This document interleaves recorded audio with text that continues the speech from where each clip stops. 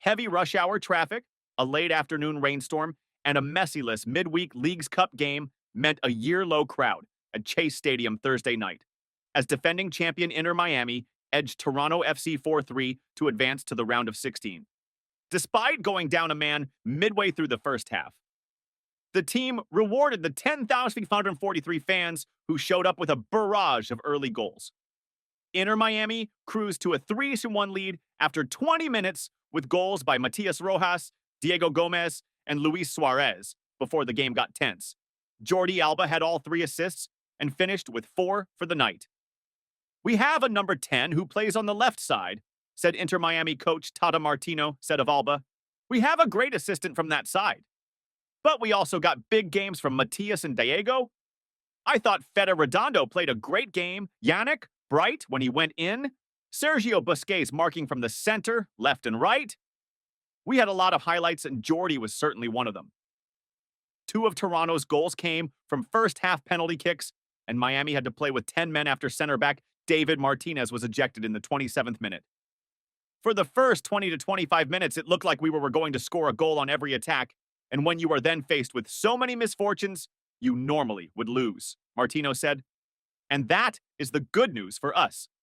Despite all the unfavorable situations we faced, if I have to analyze the performance of the team, I liked it very much.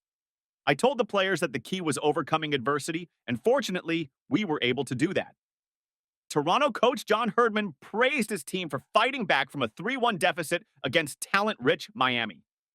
"We were a little flat coming into what was going to be a tough game," Herdman said.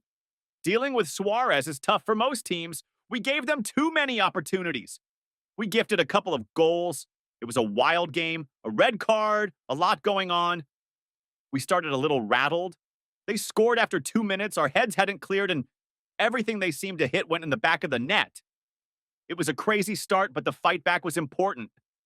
We forced some of their errors, but for us, it was a missed opportunity." Lionel Messi is out indefinitely with an ankle injury. He missed his 4th game in a row and 16th of the season due to injury in Copa America. He watched the game from a field-level suite.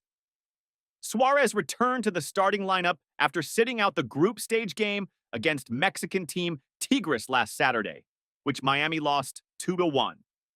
Also back in the lineup was Gomez in his first game since representing Paraguay in the Paris Olympics. Key Biscayne teenager Benjamin Kramaschke, who was also at the Olympics with Team USA, was on the bench for Thursday's game and came in late. Fans were still arriving when Rojas left-footed a low shot into the bottom left corners in the 3rd minute to give Inter Miami an early lead. The cross came from Alba. 8 minutes later, Alba settled a long pass from Sergio Busquets and then laid off a well-timed pass to Gomez, who was running in from the top of the 18 and slotted in the shot. Toronto closed the gap to 2-1 in the 14th minute on a penalty kick by Lorenzo Insigne, who was taken down in the box by Chelo Weigandt. Suarez made it 3-1 with a chip-in from close range past Toronto keeper Sean Johnson, and it looked as if the men in pink were in for an easy win. But things got complicated shortly thereafter. Martinez, who joined the team 2 weeks ago from Argentine club River Plate, was called for a foul on Prince Osei Owusu on the edge of the box at the 27-minute mark, and initially was slapped with a yellow card. A VAR review ruled that the foul was not in the box, so Toronto was not awarded a penalty kick. But Martinez's yellow card was upgraded to red, leaving Miami a man down the rest of the night. It was only a matter of time before Toronto scored again, on another penalty kick by Insigne. This one came in the 41st minute after a foul by Alba. Insigne had a chance for a 3rd goal on a free kick, but Drake Callender made a huge save to preserve Miami's lead. We committed an error in the first penalty, another one that resulted in David's expulsion, and another in the second penalty. But we were playing a very strong game overall, Martino said. We even scored a high-quality 4th goal when we were down a man, with good ball circulation. Miami led 3-2 at halftime and widened the lead to 4-2 on a second goal from Rojas in the 59th minute, assisted by, who else? Alba, with his 4th assist of the night. Toronto got within a goal again with 10 minutes to go as Osei Owusu headed in a shot that glanced off Miami defender Noah Allen.